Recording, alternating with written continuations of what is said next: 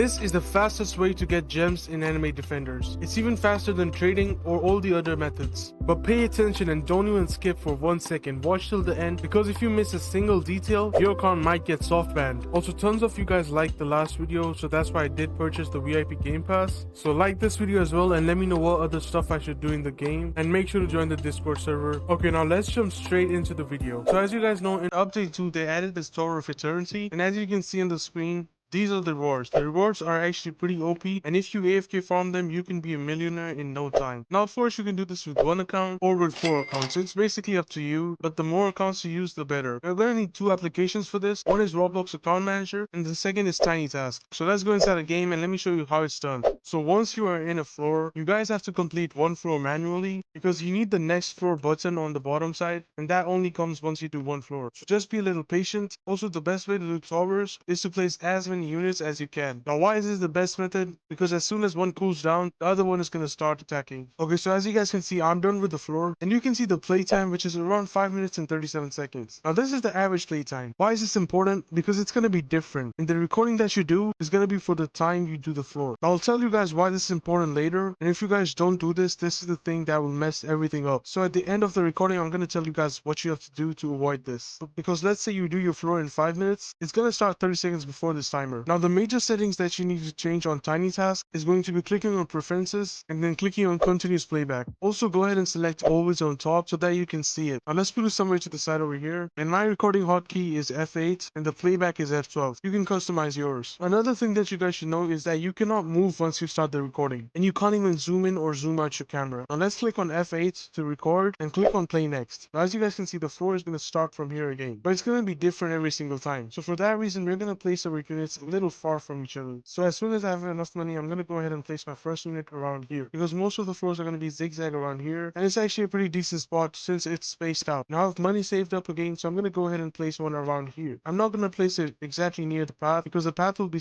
different and you might not even be able to place it. I'm going to place my other unit around here. There will be some times where the unit will not place because there's going to be obstacles in the way, so for that reason you're going to equip as many units as you possibly can.